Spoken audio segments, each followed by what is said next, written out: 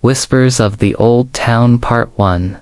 The Summer of Secrets *. The year was 1941, and the small town of Willow Creek still slept beneath the soft hum of cicadas and the golden haze of summer evenings.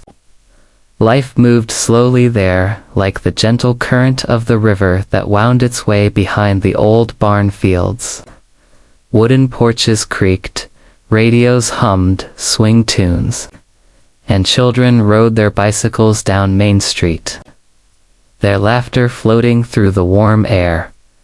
Among those children were Ethan Miller, Jack Turner, and Samuel Brooks, 3 boys who believed that the world was much bigger than their sleepy little town. They were 13 that summer, an age when everything still felt like a secret waiting to be discovered. The days of simplicity. Ethan was the thinker. He had an old notebook that he carried everywhere, filled with half-finished stories and maps of imaginary places. His mother often said, "You'll leave this town one day, Ethan. You've got stories bigger than Willow Creek itself." Jack was the wild one. He could climb the tallest tree, race the fastest bike, and never cared much for rules. But under his fearless grin was a boy who hated silence. He filled it with jokes, laughter, and the sound of his old harmonica that hung from a leather string around his neck. Samuel Sam, to everyone, was the heart of the group. He was calm, careful, and strong. His father ran a small farm by the hill, and Sam often brought apples or cold lemonade for the boys during their long summer days. Together, they were inseparable. Every afternoon, they'd meet by the Willow River, sit under the old oak tree, and make plans for their next adventure. The forgotten post office. One day, while wandering behind the abandoned post office near the edge of town, Jack spotted something unusual. The building had been closed for years, its paint cracked, the windows covered in dust, and the sign half fallen. But that day, a faint glimmer caught Jack's eye. "Hey, come here," he called. Ethan and Sam hurried over. Jack was kneeling beside a loose wooden plank near the door. "Look, there's something stuck under here." Together they pried the plank loose, revealing a small tin box, rusted but still sealed. Ethan's fingers trembled slightly as he opened it. Inside lay a folded letter, tied with a faded blue ribbon. The paper was yellowed with age, yet the ink still clear enough to read. "Greater than to the one who finds this. The town hides more than you can see. Seek the river. Follow the bell. And remember, not all stories end where they begin." The 3 boys stared at each other. For a long moment, none of them spoke. Then Jack grinned. "Looks like we've got ourselves a mystery." The river at dusk. That evening, the boys went down to the river as the sun dipped low behind the hills. Fireflies blinked above the tall grass, and the sound of frogs echoed softly from the water's edge. The air smelled of damp earth and wildflowers. Ethan read the letter again aloud. "Seek the river, follow the bell." "What bell do you think it means?" Sam thought for a moment. "Could be the church bell. It's the only one in town." But it only rings on Sundays," Jack said, skipping a stone across the surface. "Maybe it means another kind of bell. Something smaller." Ethan looked upriver, toward where the old mill stood. Its wooden wheel had long stopped turning, and the small iron bell above its roof had been silent for years. Asterisk the mill, he said quietly. It used to ring when the workers changed shifts. Maybe that's the bell.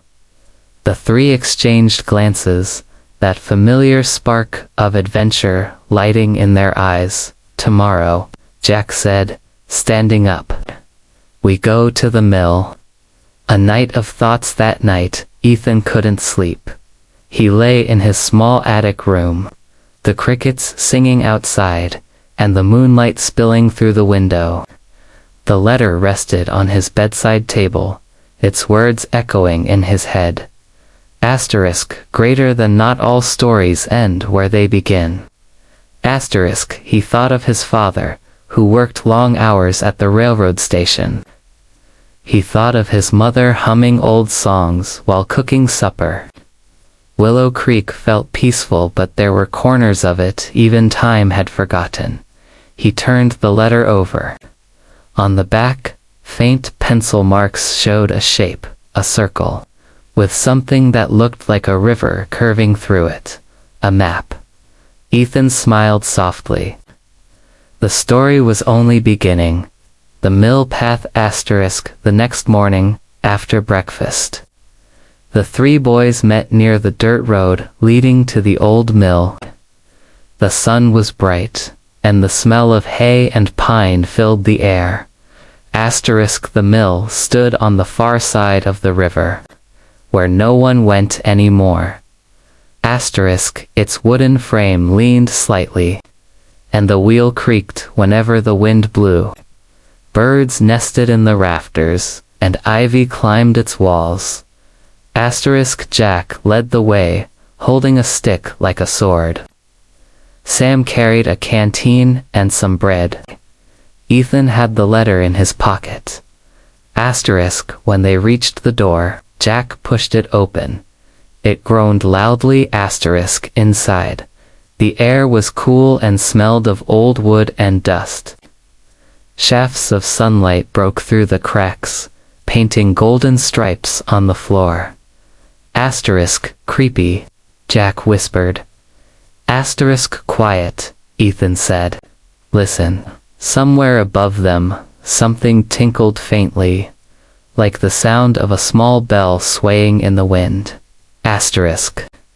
The bell and the hidden shelf asterisk. They climbed the narrow stairs to the upper floor, where the bell hung from a rusted hook. It was small, dull, and covered with cobwebs. Jack reached out and tapped it. Ding.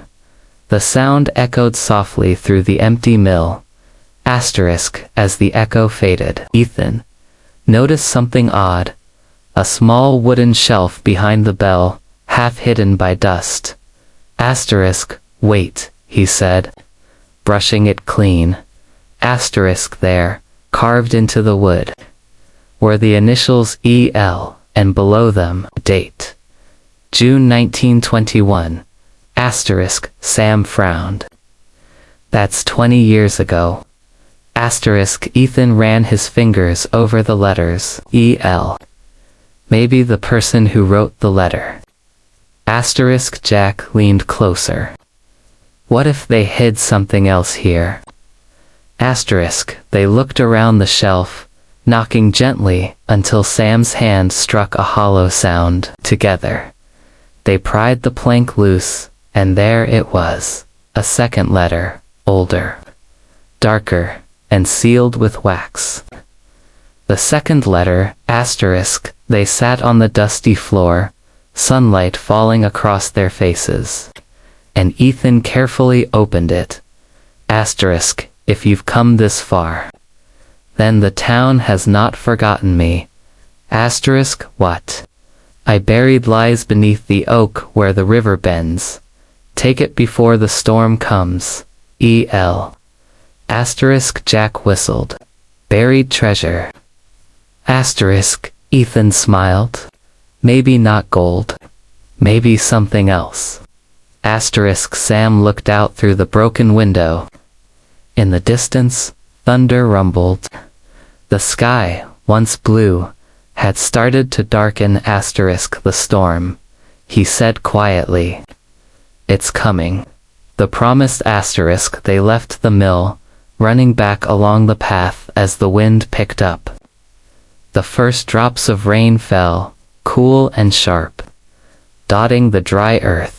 * By the time they reached the old oak near the river bend, the storm was full.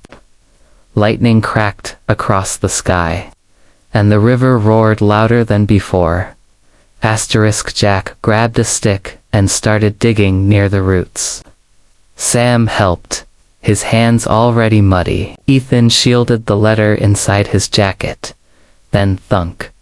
Jack's stick hit something solid. They dug faster, until a small wooden box appeared, soaked, but still intact. Inside, wrapped in oilcloth, was an old journal, its cover embossed with the same initials, EL*. Ethan opened it just as thunder rolled again. Inside were sketches, notes, and stories, pages of a forgotten writer who once lived in Willow Creek. At the very end, one line stood out. If someone finds my words, tell them, every story matters, even the ones left behind. The boys stood silent. Rain pouring down around them, the river swirling at their feet. Somehow, in that storm, they felt the pulse of the town, its memory, its forgotten heart, come alive again. The night after *, later that evening, after drying off and eating supper, Ethan sat by his window again, the journal open on his lap. He could hear the church bell far in the distance, tolling softly through the rain. He smiled. It wasn't about treasure *, it was *, remembering and in that quiet moment, under the whispering rain, he knew this was just the beginning of their story. Whispers of the Old Town Part 2. Letters by the River, voice-friendly version for CapCut *, the morning after the storm. The world seemed washed clean. The air smelled of wet grass and earth. Clouds drifted slowly across a pale blue sky. Puddles shimmered along the dirt roads. The river, swollen from last night's rain, glimmered like liquid glass. At the bend of the river, under the great oak tree, 3 boys stood again. Ethan, Jack, and Sam were staring at the small wooden box that had changed everything. Inside lay the journal of El, the mysterious person who had written the letters. The pages were still damp, but the ink had not run. It was as if time itself had protected those words. Ethan held the book with both hands and turned the pages carefully. Each page was filled with neat, slanted handwriting and delicate sketches.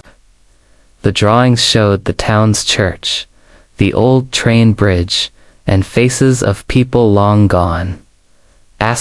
Ethan cleared his throat. "Listen to this," he said. The journal read, June 4th, 1921. The river looks beautiful this morning. They say the mill will close soon. Willow Creek is changing, but I still believe in stories. There is something beneath this town. Not a secret of gold, but of memory. Jack scratched his head. What does that even mean? A secret of memory. Sam shrugged. Maybe it is something from the past. Something people forgot. Ethan closed the journal softly.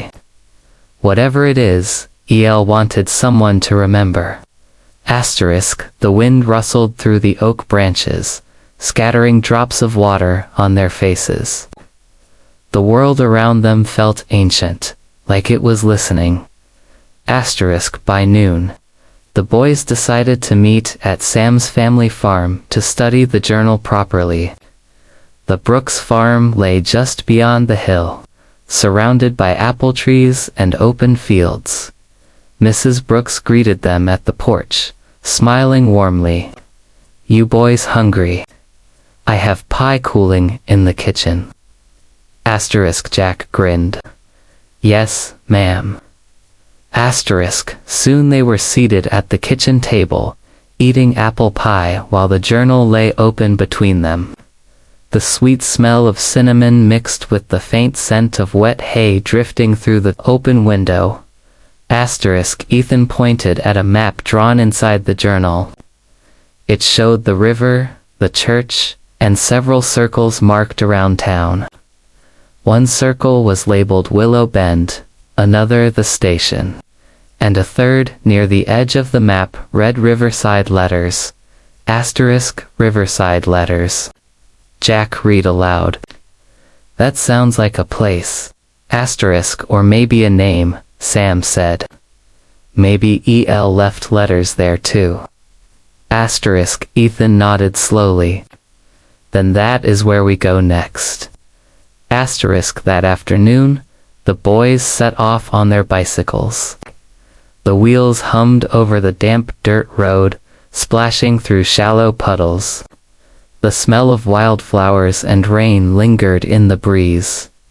They followed the river path west, past the fields and the old train tracks, until they reached a stretch where the land dipped low and the trees leaned close over the water. Here, the river was quieter, and the banks were soft with moss and stones. This must be it," Ethan said, checking the map. Riverside Letters. Jack got off his bike and walked closer to the water. "So, what now? We look for a mailbox in the mud." Ethan smiled faintly. "Let's look around. E.L. liked to hide things." The afternoon sun filtered through the trees, turning the water gold. Sam poked at the bank with a stick, while Ethan traced the shape of the river on the map again. Suddenly, Jack called out, "Hey, over here." They rushed to where Jack stood beside a fallen log. Wedged underneath it was something metal, small and rectangular. It looked like an old tin envelope box, its lid rusted but intact. Together, they pried it open. Inside, wrapped in oiled cloth, were 3 letters, each tied with string. On the front of each letter, a single name was written: to the dreamer, to the believer, and to the keeper. Jack's eyes widened. 3 letters. And 3 of us.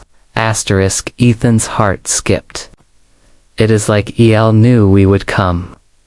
Sam hesitated. "But which one is for who?" Ethan thought for a moment. "Let's not guess. Let's open them together." They sat under the log, the soft hum of the river surrounding them, and untied the strings. Ethan's letter to the dreamer read, "If you dream beyond what others see, do not fear the quiet. The world needs your stories, even when it forgets to listen. Follow the sound of the clock.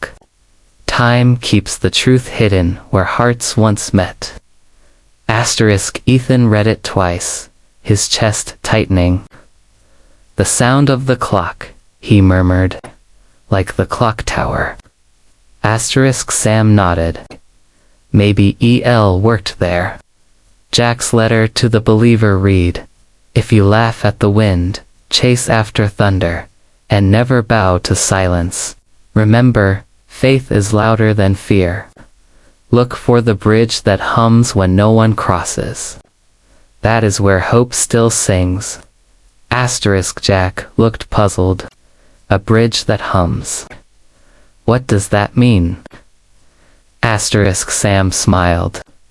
Maybe it is talking about the old train bridge.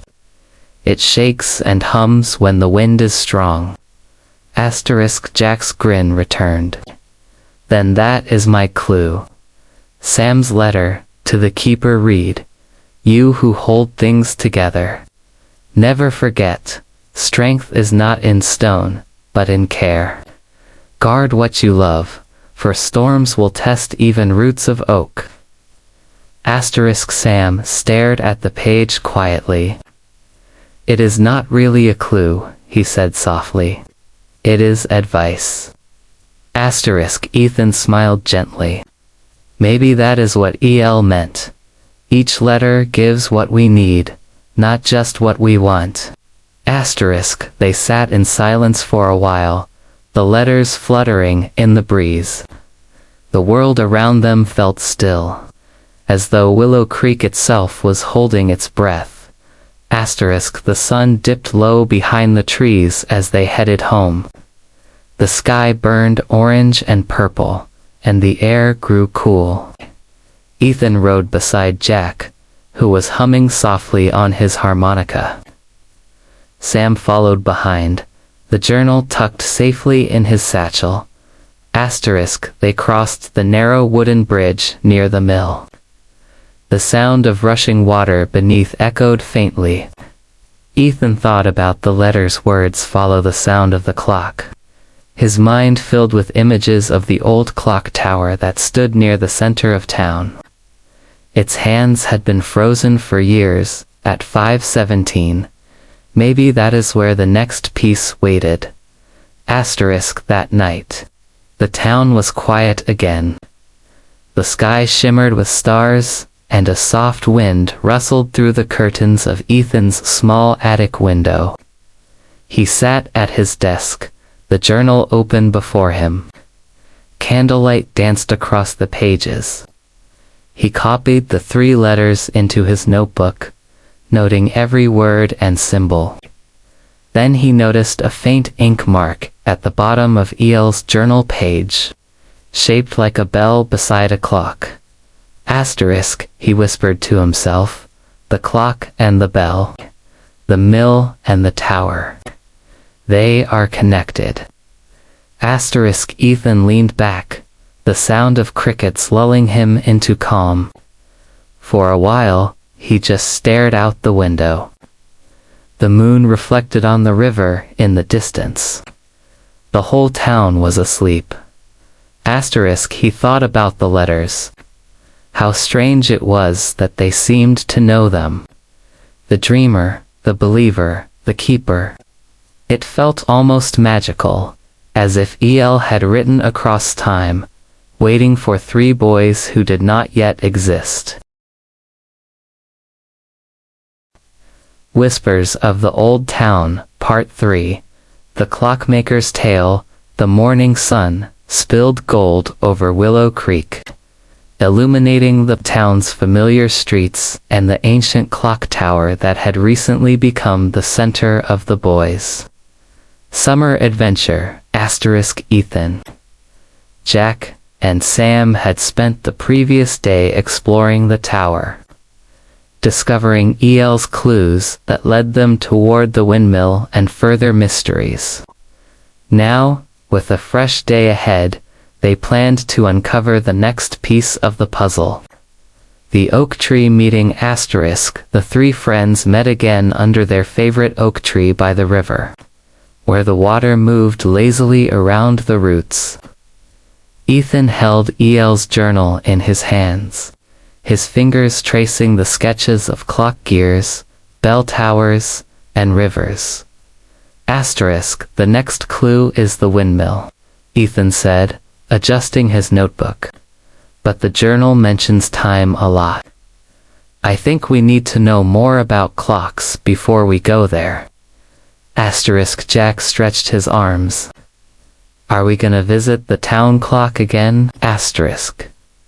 No, Sam said. I remember old Mr. Whitaker, the clockmaker. He lives near the edge of town. He might know about EL and all this. Asterisk Ethan nodded. Exactly. He repaired the tower years ago. Maybe he left something behind. Asterisk Jack grinned. Then it's settled. Adventure awaits. Mr. Whitaker's workshop asterisk. The boys cycled down the cobblestone path that led to Whitaker Lane, a quiet street where the air smelled faintly of sawdust and oil. At the end of the lane stood a small brick building with a crooked chimney. Smoke drifted lazily from the top. Asterisk, this is it, Sam said, pointing. The sign above the door read, Whitaker, clockmaker and tinkerer. They knocked, and the door creaked open slowly. Inside, the air was thick with the scent of varnish and metal. Hundreds of clocks lined the walls.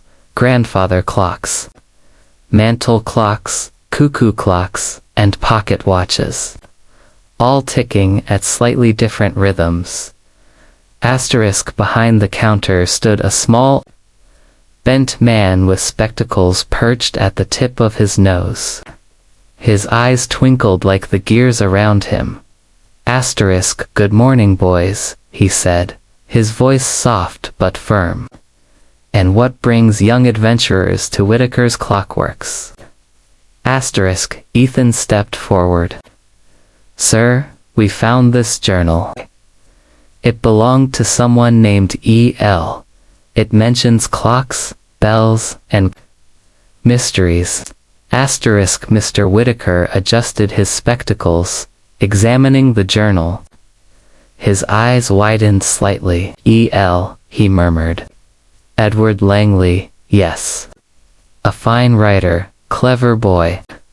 Left this town many years ago. But what brings it back to you three? Asterisk Jack scratched his head. We don't know exactly. But we follow the clues. Asterisk, Mr. Whitaker smiled faintly. Clues, you say? Well, then you've come to the right place. Time reveals much, if you know how to read it. The workshop of time asterisk. The boys wandered through the workshop as Mr. Whitaker moved from one clock to another, adjusting pendulums and tightening tiny screws. Asterisk clocks, he said, are like stories. Each tick is a word. Each chime is a sentence. And every broken clock, he paused, adjusting a pocket watch, holds a secret, waiting to be told. Asterisk, Ethan traced his fingers along a large grandfather clock. Do you know anything about E.L.'s clues? Asterisk, Mr. Whitaker nodded. He used to work here, sometimes. Young Edward had a fascination with time, the way it bends memory, the way moments hide under shadows. Asterisk, Jack leaned toward a cuckoo clock. So, he's hiding something inside a clock. Asterisk perhaps, Whitaker said, smiling cryptically. Or perhaps he's leaving the story itself for those who care to listen. The hidden compartment asterisk. Ethan carefully flipped through the journal while Sam examined a tall clock in the corner. Jack, as usual, poked and prodded every object within reach. Asterisk, wait. Sam called out. Behind the clock, half hidden by a loose floorboard, he found a small, dust-covered wooden box. Asterisk, Jack clapped his hands. Treasure. Asterisk, Ethan picked it up. Inside were 3 small keys, each engraved with letters matching the boys' roles. Asterisk D for the dreamer Ethan, B for the believer Jack, K for the keeper Sam. Asterisk, Mr. Whitaker raised an eyebrow. Ah, clever Edward. He always liked to make a game out of learning. Asterisk, the keys were old, worn, and heavy with history. Each had a small note attached. Asterisk, the key opens what the heart seeks. Follow the river, follow the bell, and then the windmill will reveal its story. Asterisk Ethan held his key tightly. So the windmill again. Asterisk, yes, Whitaker said. But remember, it's not about what you find. It's about what you understand along the way. Lessons of time asterisk the boys listened as Whitaker spoke of gears, pendulums, and the passage of time. Asterisk, he showed them a large clock mechanism that had stopped decades ago, and explained how every cog depended on the others. Asterisk, like friendship, he said softly. One missing piece, and the whole story falters. Edward understood that well. He hid lessons in his letters, lessons of courage, trust, and patience. Asterisk Jack leaned back. Patience. We're running out of summer. Asterisk Whitaker chuckled. Ah, but time has a way of teaching. Sometimes you find answers only when you stop chasing them. Asterisk Ethan looked at the journal and then at the gears around him. So each clue we find, it's teaching us something. Asterisk exactly, Whitaker said. Now, take these keys and remember, every lock you open will reveal more than just what's hidden. It will reveal who you are. Leaving the workshop asterisk with keys in their pockets and new knowledge in their hearts. The boys left the workshop. Asterisk the sun was setting behind the hills, casting long shadows across the town. Birds sang their evening songs, and the river shimmered in the fading light. Asterisk Ethan held the journal close. Tomorrow, we go to the windmill. Asterisk Jack stretched and yawned. Finally, I can't wait to see what's hidden there. Asterisk Sam smiled quietly. It's not just about the windmill. We're learning a lot about ourselves too. Asterisk the river beside them whispered softly as they rowed back home, carrying the mysteries of El and the gentle wisdom of Mr. Whitaker with them. Evening reflections asterisk that night, each boy sat quietly in his own home, thinking about the day. Asterisk Ethan traced the letters D, B, K on the keys and wondered what they meant for the next adventure. Jack hummed a tune, imagining the windmill's hidden secret.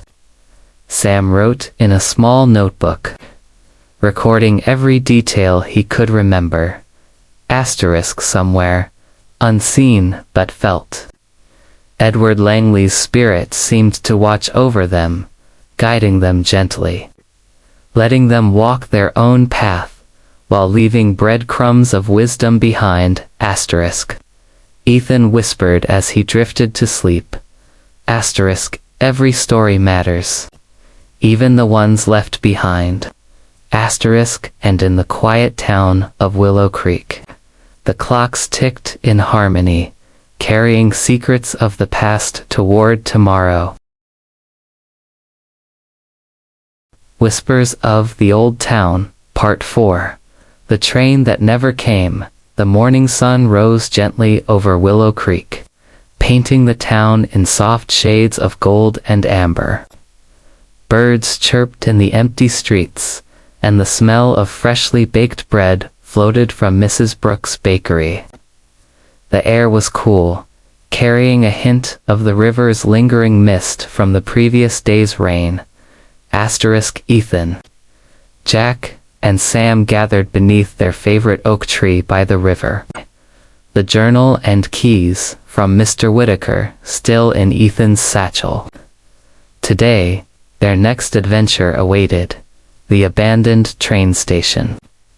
The location marked cryptically in EL's journal as the place where the train never came. The journey to the station asterisk. The boys mounted their bicycles and rode along the dirt path that led out of town. The countryside stretched wide, fields of golden wheat swaying gently in the breeze. The river followed them in quiet whispers, reflecting the sunlight as they pedaled past the mill and old bridges. Do you think this train is real? Jack asked, his voice echoing with curiosity. Or is it just a story? Ethan glanced at the journal.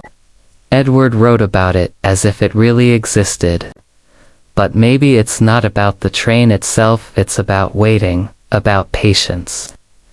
Sam pedaled alongside, a thoughtful look on his face.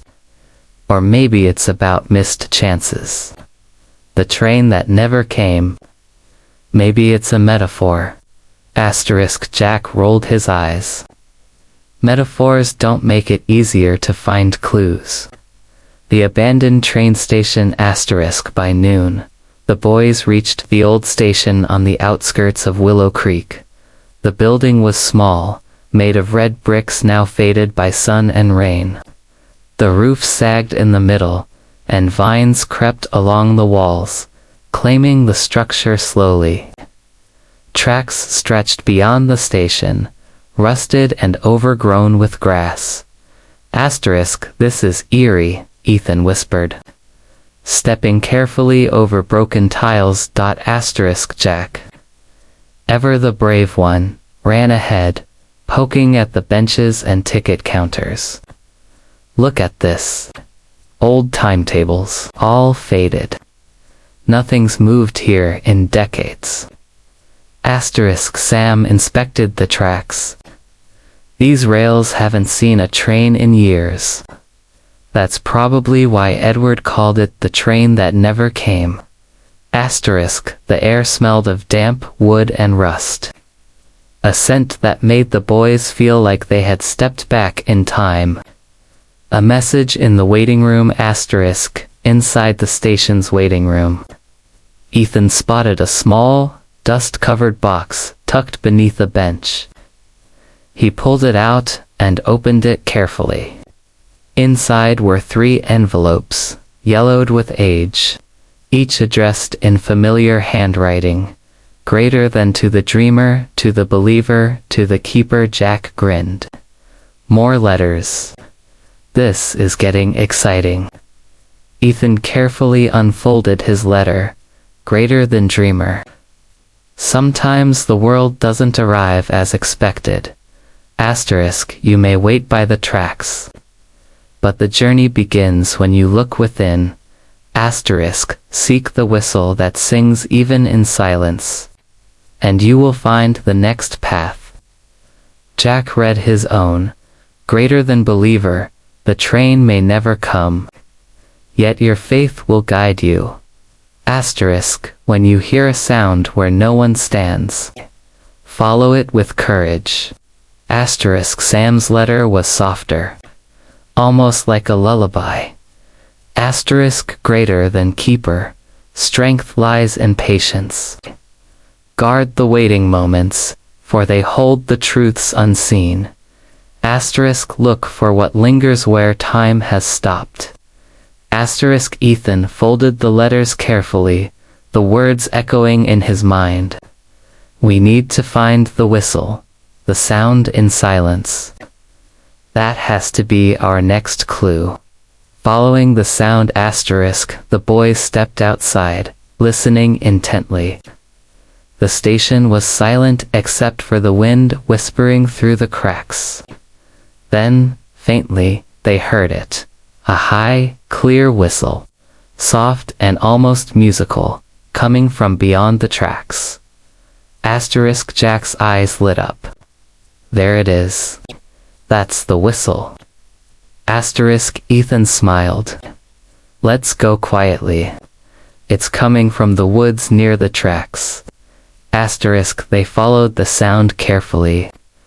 The path was narrow, tangled with vines and brambles. Birds flew up in startled bursts as the boys moved forward. Guided by the ethereal whistle, finally, they reached a small clearing where an old train carriage rested among the trees. Its paint was chipped, windows dusty, and the door creaked as the wind moved. The whistle seemed to originate from inside the carriage. Inside the carriage *, the boys pushed the door open slowly. The interior smelled of wood polish, old books, and faintly of coal smoke. Dust motes floated in the sunlight streaming through broken windows. Benches were lined neatly, and a small compartment at the back seemed to call to them. Jack, eager as always, rushed ahead. "Look, there's a box." Ethan and Sam followed. Inside was a small music box, delicate and brass, with intricate carvings of trains and trees. The boys exchanged amazed glances. Ethan opened it carefully. The music box played a soft, haunting melody, the same tune as the whistle they had followed. "It's beautiful," Sam said, mesmerized. Ethan examined the box. There was a tiny keyhole, just the right size for the keys they had received from Mr. Whitaker. "Try your key," Jack said to Ethan. Ethan inserted his key, turned it, and the music box clicked open. Inside lay another letter from E.L. Greater than dreamer. Believer, keeper, you've listened. Where others would have left. The train never came. Because it waits for those who notice the whispers of time, your next journey begins, where the windmill turns no more. Jack raised his eyebrows. The windmill again. Seems like every clue leads there. Sam nodded. But each step teaches us something new. Patience, courage, understanding. Ethan smiled softly. Exactly, E.L. isn't just hiding things. He's guiding us. Evening reflections *. As the sun dipped behind the trees, the boys made their way back along the tracks. The music box's melody lingered in their minds. A soft echo that seemed to follow them. They stopped at the oak tree by the river to rest. The river shimmered in the fading light, reflecting the orange sky. Jack played a few notes on his harmonica, mimicking the tune from the music box. "It's like Edward is here with us," Ethan whispered. "Maybe he is," Sam said. "Or maybe he wants us to find our own way." Jack grinned. "Either way, the windmill better have something good for us. I'm ready for the next adventure." The boys sat quietly, the journal open between them. The pages were filled with sketches of trains, bridges, and clocks, the world of E.L.'s imagination coming alive around them. Nightfall *. That night, each boy lay in bed. The music box's melody lingering in their dreams. Ethan imagined the train moving silently through Willow Creek, carrying memories and secrets. Jack dreamed of riding beside it, fearless and curious. Sam thought of the waiting moments, the importance of observing, and the strength in stillness. Somewhere unseen but felt, Edward Langley's spirit seemed to smile. The train never came, but those who listened carefully would always find their journey waiting in the quiet places. In the pauses, in the music of the world, and in Willow Creek. Under the moon's gentle glow, the three boys slept peacefully, ready for the windmill, the next clue, and the stories that awaited beyond the river bend. Whispers of the Old Town, Part 5, Echoes of the Windmill. The summer days in Willow Creek flowed slowly, golden and warm, like honey spilling over the hills. Ethan, Jack, and Sam met once again under their favorite oak tree by the river, preparing for the next leg of their adventure, the abandoned windmill. The location hinted at in Edward Langley's journal and letters. The river shimmered lazily beside them, reflecting the sunlight in a gentle sparkle. The three friends mounted their bicycles, eager but thoughtful. After all, they had discovered the letters, the clock tower, the music box at the train station. They understood that each step held a lesson beyond mere curiosity.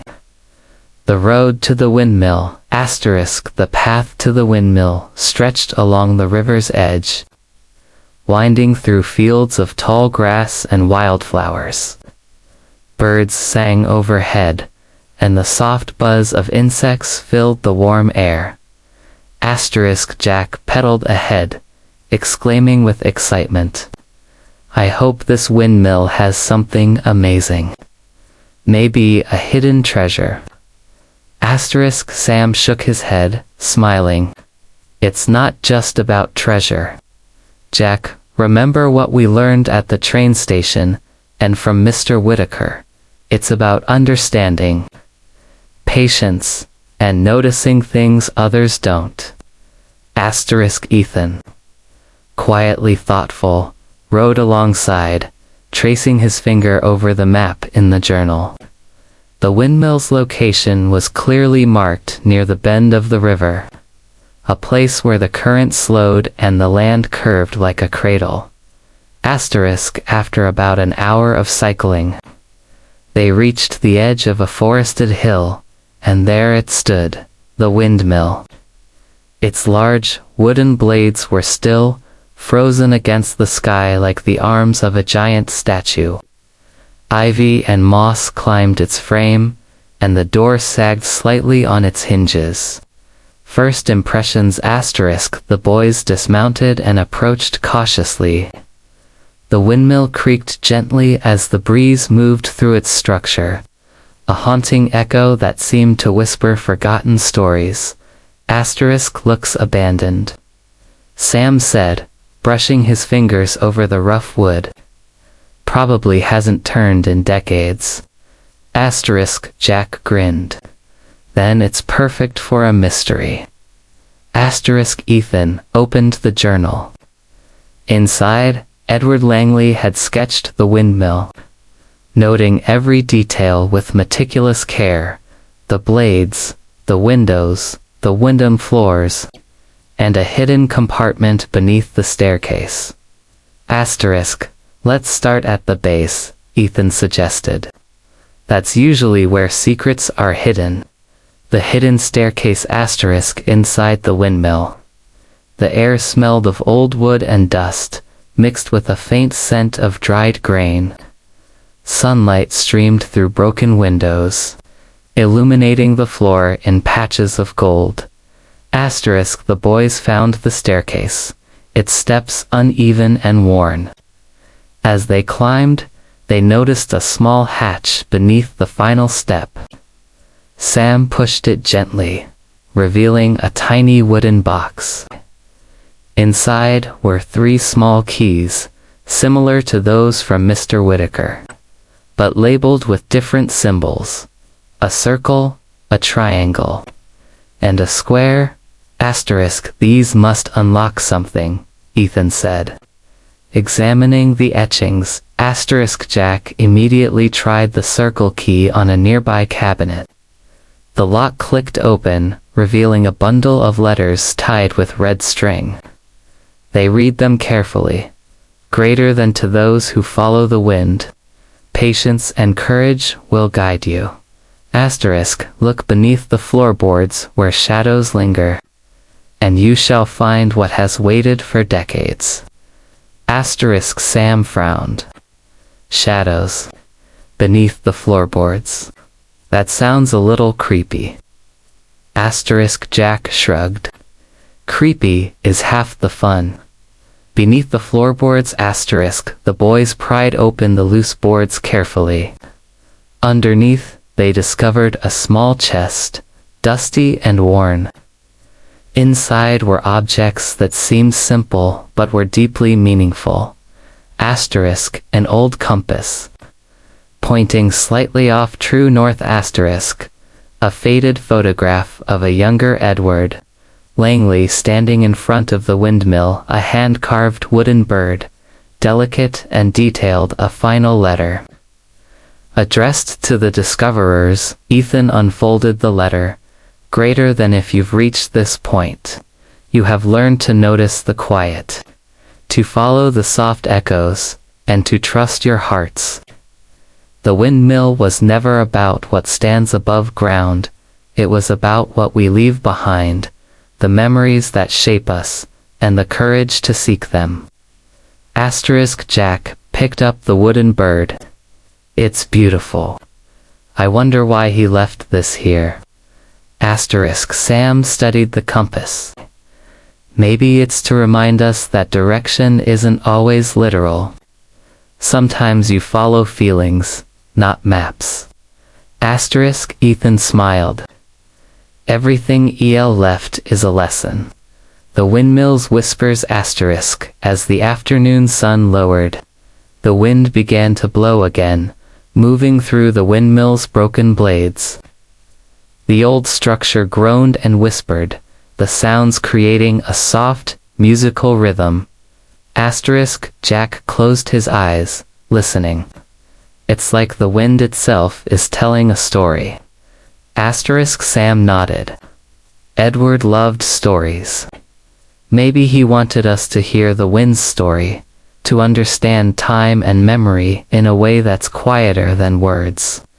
Asterisk, Ethan traced the carvings on the wooden beams. The initials EL were etched everywhere, subtle reminders of the person who had left these treasures.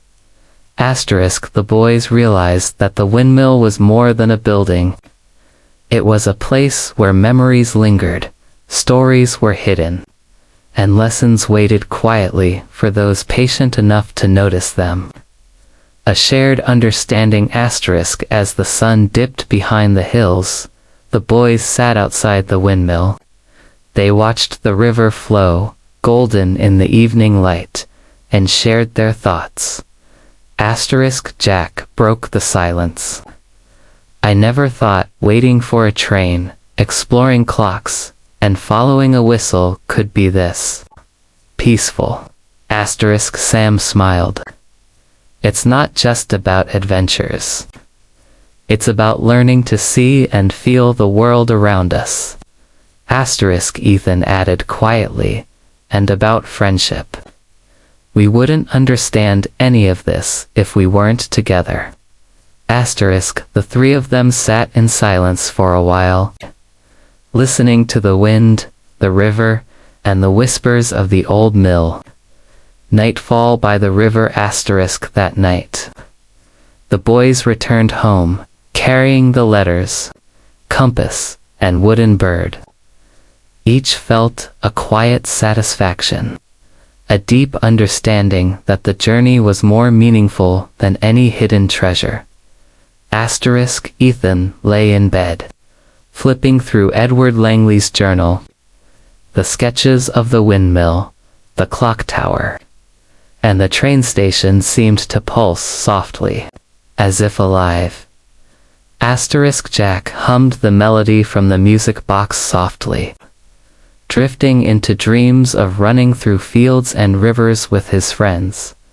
Asterisk, Sam wrote down his reflections in a notebook, carefully recording every lesson learned, patience, observation, courage, and the quiet strength of noticing the world. Asterisk, somewhere, unseen but felt, Edward Langley's presence lingered, guiding the boys gently, teaching them that the echoes of the windmill and of their adventures were more valuable than anything tangible. Asterisk, and in the small town of Willow Creek, under a sky full of stars, the three friends slept peacefully, ready for the next stage of their journey, the revelation that awaited them beneath the oak tree.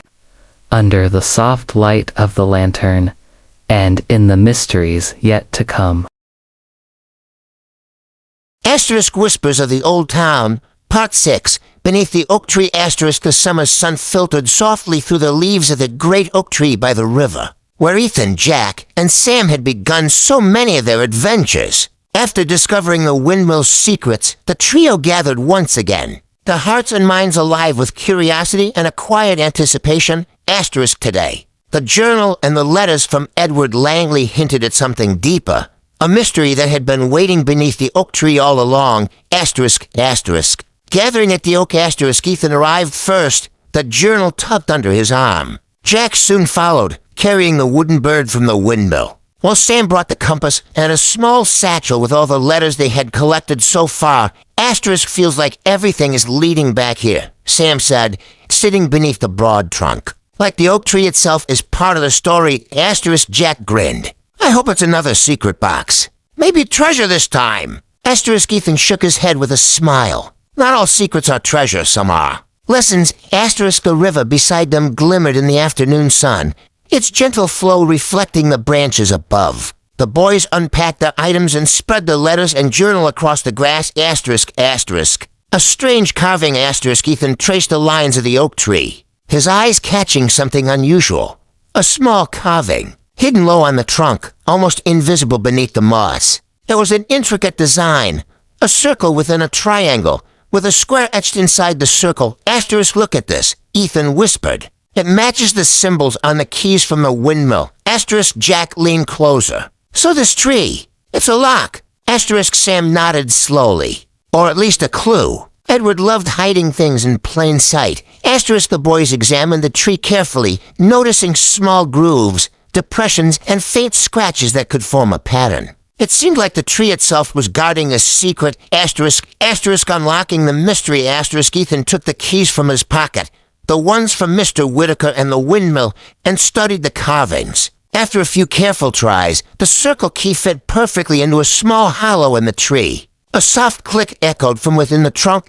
Asterisk, the boys watched in amazement as a tiny panel slid open, revealing a small cavity. Inside lay a leather-bound journal, older than any they had found before. The cover was embossed with Edward Langley's initials, and the pages were yellowed with age. Asterisk, Jack whispered, "Oh, this must be it. The real secret." Asterisk, Ethan opened the journal gently. The first page contained a note, in Edward's elegant handwriting. Asterisk, greater than to those who find this.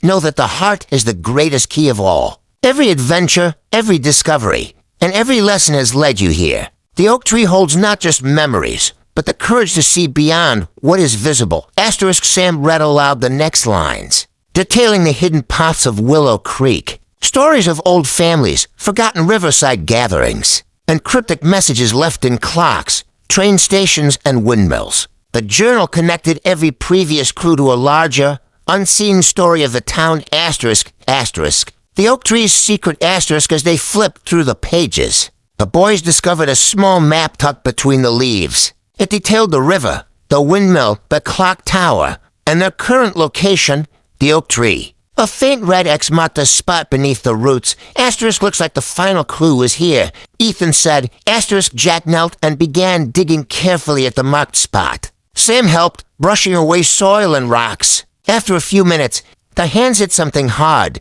A small metal box. Asterisk, inside was an assortment of items, each significant in a different way. Asterisk, a pendant shaped like a key, intricately carved. Asterisk, a miniature hourglass, its sand frozen mid-flow. Asterisk, a handwritten letter, addressed to the dreamer, the believer, and the keeper. Asterisk, Ethan unfolded the letter. Asterisk, greater than you have listened, observed, and followed the whispers of time. Asterisk, this box holds the heart of Willow Creek, the memories that built it, the lessons that guide it, and the courage that shapes it.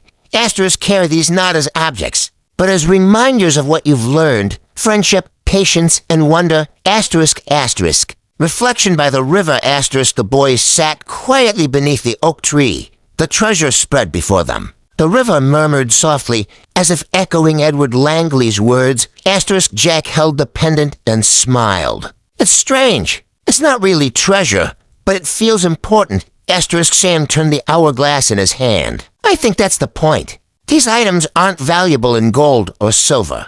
The reminders of patience, courage, and seeing the world clearly. Asterisk Ethan nodded, looking at the river, the tree, and his friends. And about friendship. We couldn't have done this alone. Asterisk the sun dipped lower, casting long shadows over the river and the oak. Birds settled in the branches, and a soft breeze carried the scent of grass and water. Asterisk, asterisk. Nightfall and lessons learned. Asterisk that evening. The boys returned home, carrying the journal, the letter, and the objects they had found beneath the oak tree. Each felt a sense of calm and accomplishment, a quiet joy that was deeper than excitement or curiosity. Asterisk Ethan lay in bed, the journal open before him. He traced the words with his fingers, thinking about the path they had taken, from the clock tower, to the train station, to the windmill, and finally to the oak tree. Asterisk Jack hummed softly, the melody from the music box echoing in his mind. Sam wrote in his notebook, recording every detail, every lesson,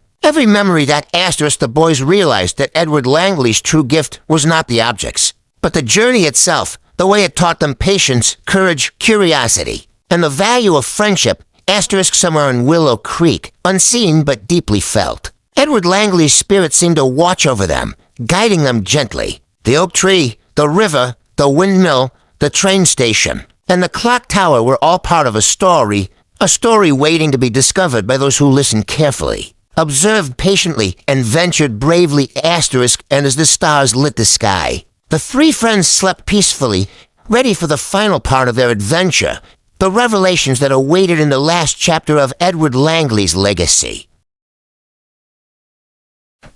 Whispers of the Old Town, Part 7. The Legacy of E.L. The morning light filtered softly through the windows of Willow Creek, illuminating the streets that had witnessed so many secrets, adventures, and whispers. Ethan, Jack, and Sam awoke with a mixture of excitement and calm anticipation. Today would be the day they discovered the final piece of Edward Langley's puzzle, the culmination of all letters, keys, clocks, trains, windmills, and the oak tree. Gathering under the oak asterisk, the three friends met at the great oak tree by the river, their favorite starting point for every adventure. The journal, letters, the pendant, the hourglass, and the wooden bird were all carefully packed.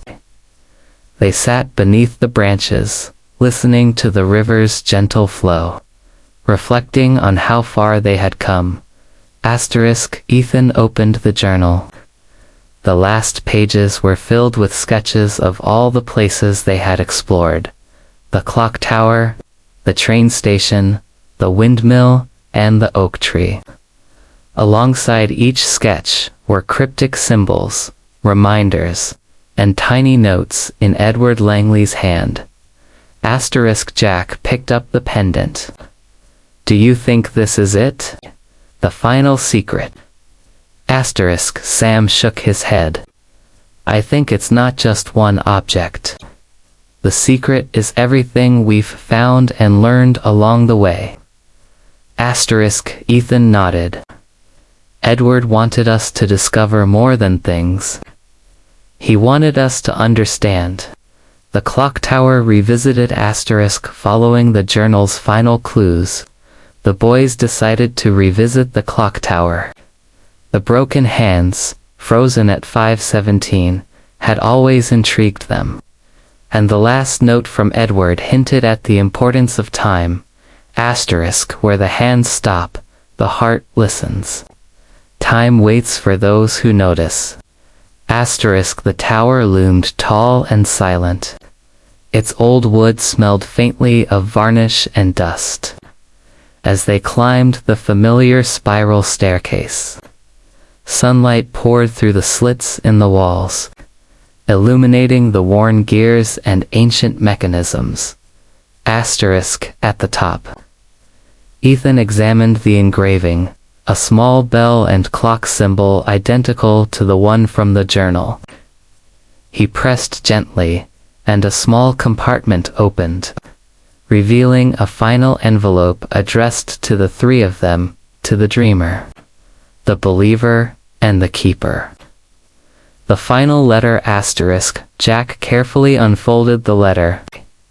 Inside were Edward Langley's final words. Greater than dear discoverers. Asterisk, if you have followed the whispers. Listened to the wind. Observed the shadows. And ventured where few dare. You have found the true legacy. Asterisk, the world is full of stories, waiting for those willing to see here. And remember, asterisk, the objects you hold are symbols. The pendant for courage and curiosity.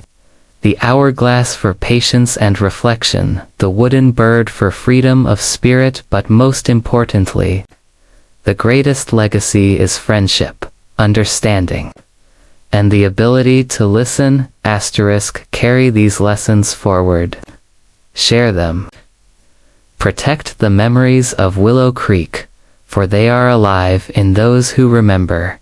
Yours, Edward Langley. Asterisk, asterisk, Sam whispered softly, it's not just a treasure. It's a guide.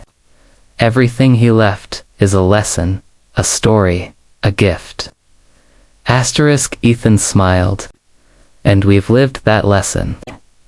Every step taught us something about courage, patience, and trust. Reflections on the journey asterisk. As the boys descended the tower, the sun painted the town in gold. They walked to the windmill, the train station, and finally to the oak tree, reflecting on each location. Every step was filled with the echo of Edward's wisdom, reminding them that every place, every object, and every moment held a story. Asterisk, Jack laughed softly. I can't believe we chased a whistle, unlocked hidden boxes, and followed a train that never came. All for lessons. Asterisk, Sam smiled. It wasn't the chase that mattered. It was how we paid attention, stayed together, and noticed things others would miss. Asterisk, Ethan placed the journal and the objects beneath the oak tree. Edward's legacy isn't buried in the ground. It's alive in the lessons we've learned and the stories we carry. The night of understanding asterisk, that night, the boys sat beneath the oak tree, gazing at the stars reflected in the river. The gentle hum of the wind, the soft rustling of leaves, and the distant sounds of Willow Creek created a lullaby of time, memory, and peace. Asterisk, Ethan traced the symbols on the keys and the carvings in the tree. Edward wanted us to see that time and memory are connected. Each clue, each step, taught us more than just the objects themselves. Asterisk, Jack nodded, playing a soft tune on his harmonica, the notes echoing like the music box. And the train, the windmill, the clocks. They weren't just puzzles. They were stories waiting for someone to listen.